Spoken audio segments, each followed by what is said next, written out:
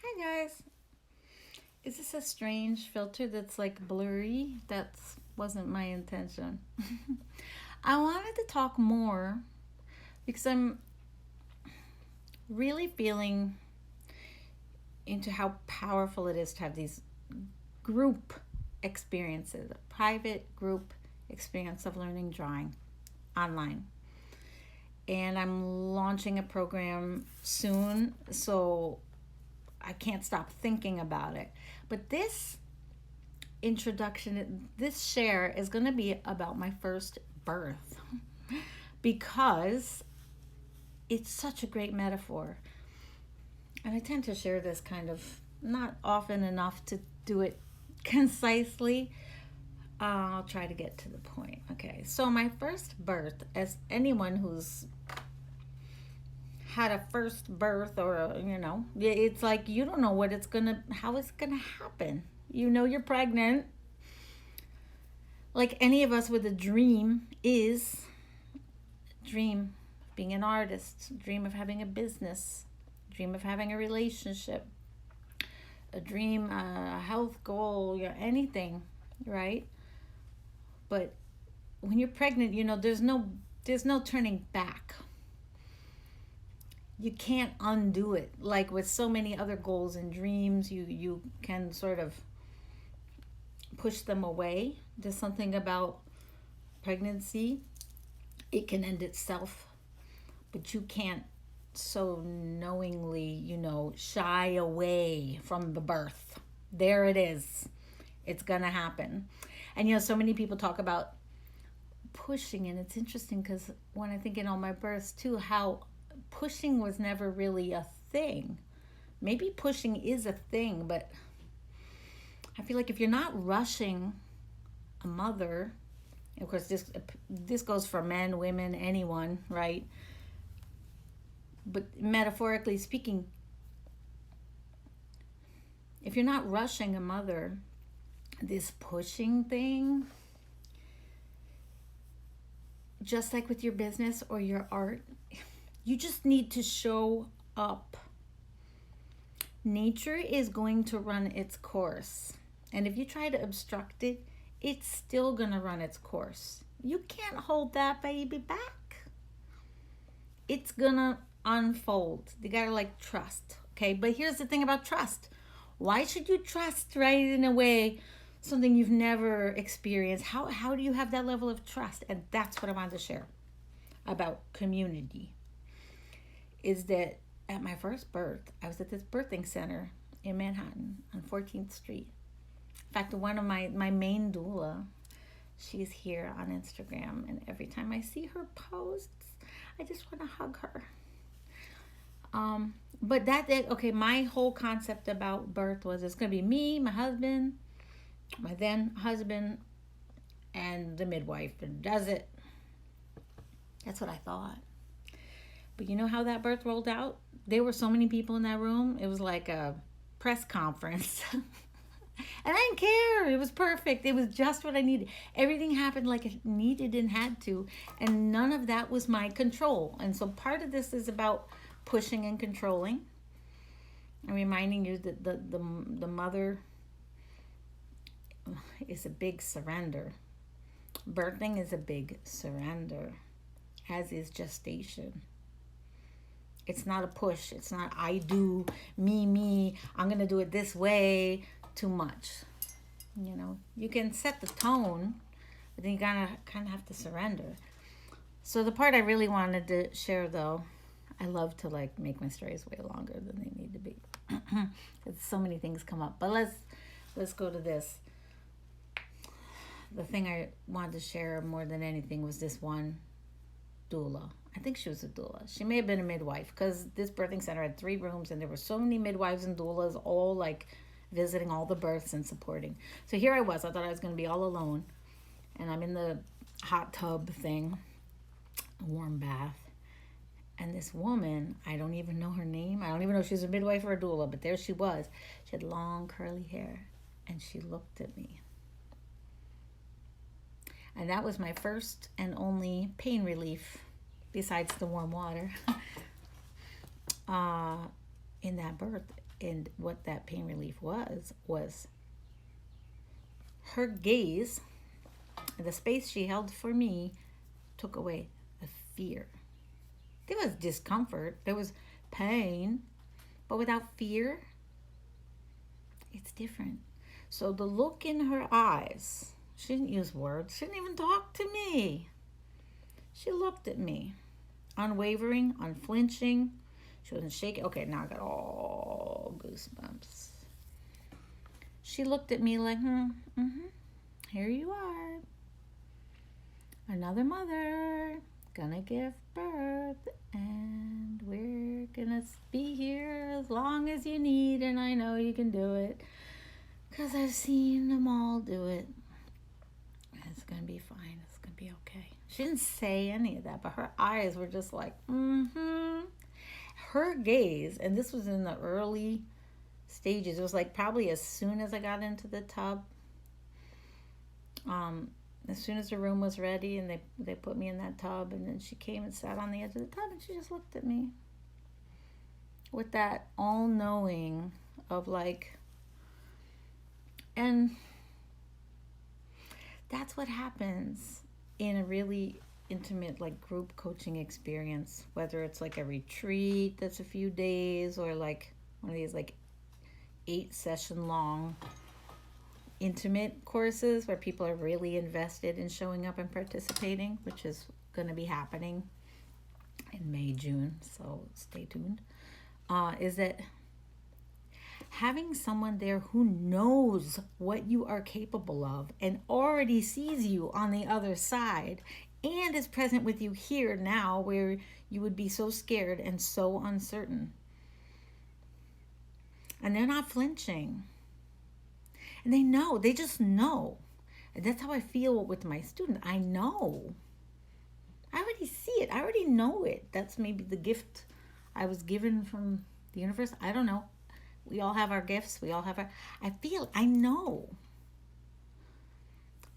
And her knowing and being there and looking at me like that made everything possible. I didn't know if I could have like a natural childbirth or an unmedicated child. Not that any of that is a judgment. It's just that's kind of what I thought I wanted.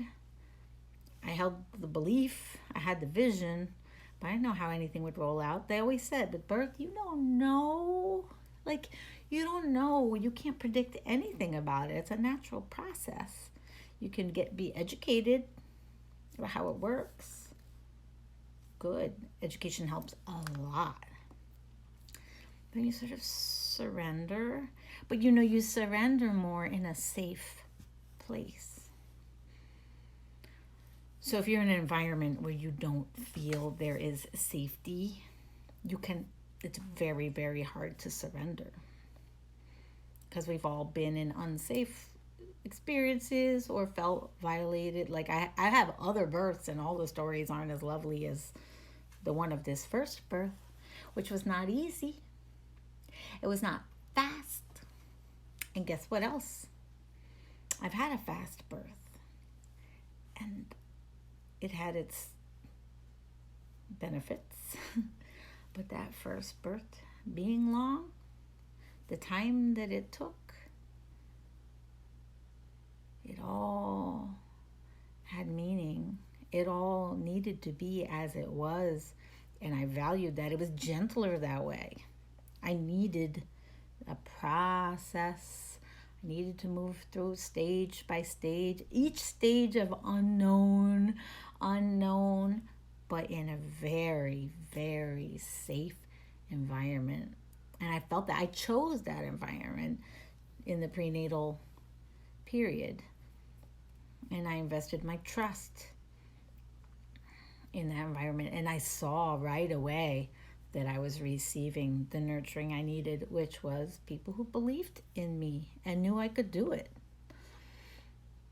And that's not judging. This has nothing to do with judging births, because as I told you, any parent,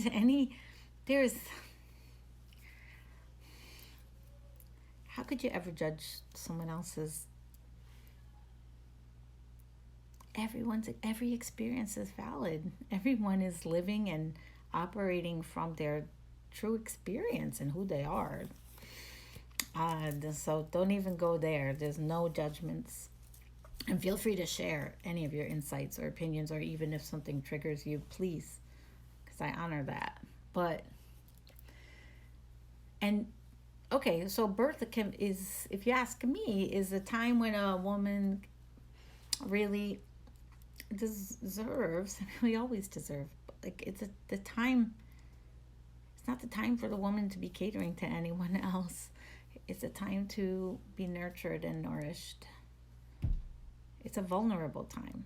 And when people are creating anything, their business, which is something I'm continually working in now, or their family, their health, their anything you're creating, their relationship, it's very vulnerable to try something new when you don't have a reference for it, or if the only reference you have is perhaps a frightening one or an unpleasant one, right? How do you reprogram for a new memory and a new experience? You embark on that journey,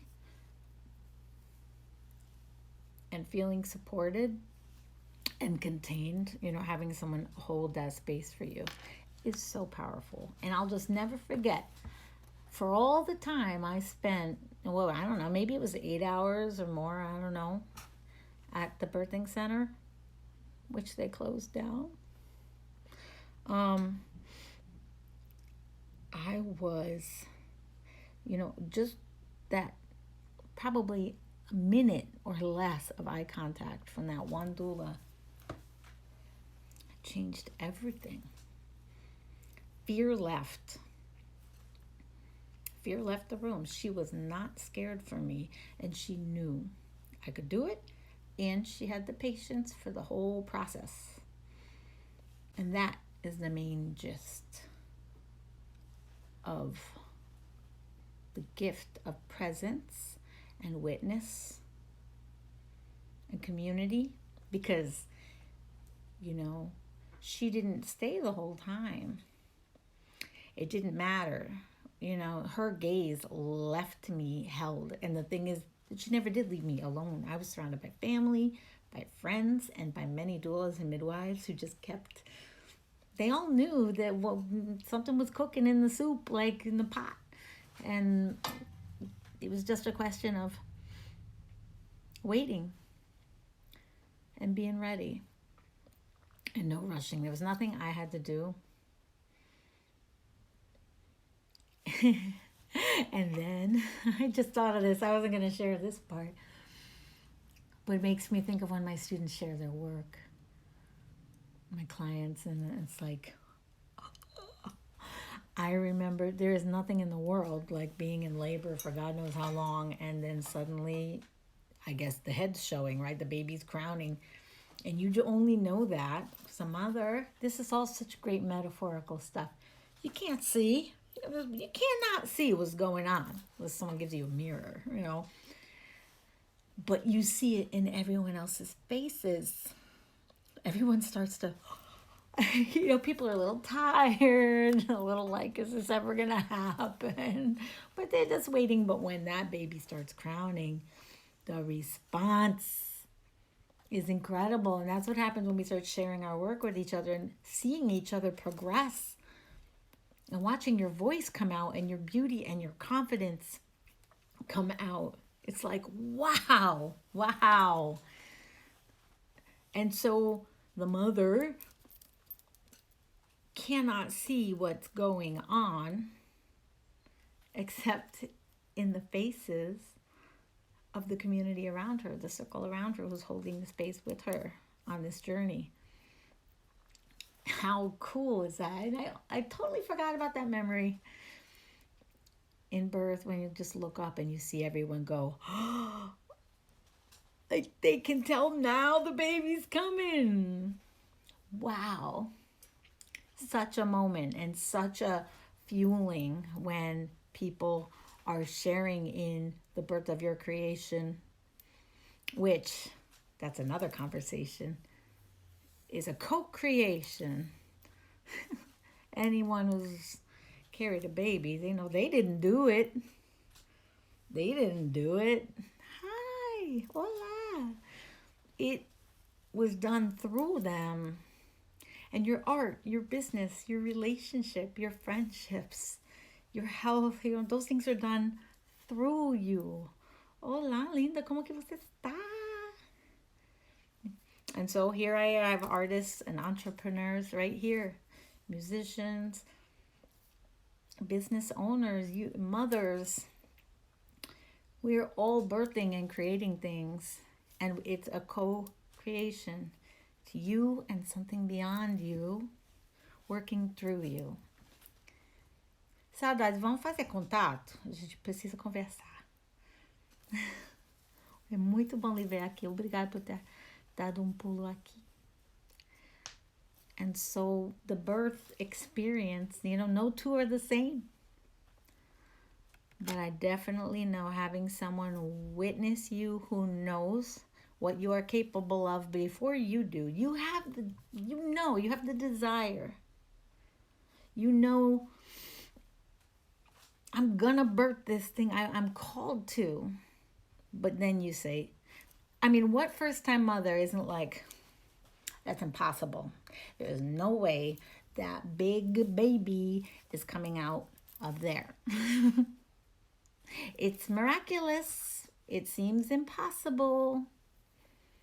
And it's possible. So having the witness, the doula, the midwife, the metaphorical witness who trusts and knows what you are capable of, who can create a safe space for you to open and birth your dream, is the most precious thing in the world.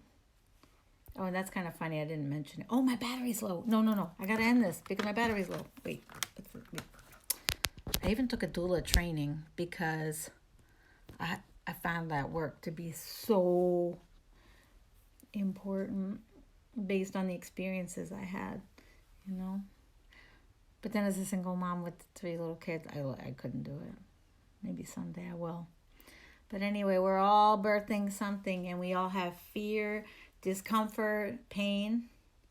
But discomfort and fear don't have to be the same thing. So acknowledge your fear.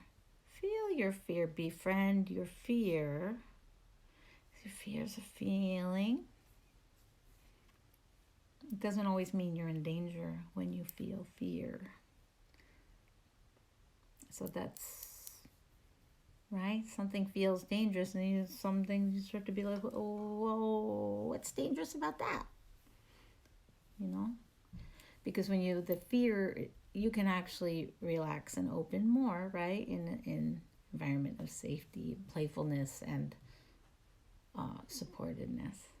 And I guess I'll trust that this story, I co-created this story, and that you got the message that you needed. I think I got it out there. Love you guys. Please share in the comments below.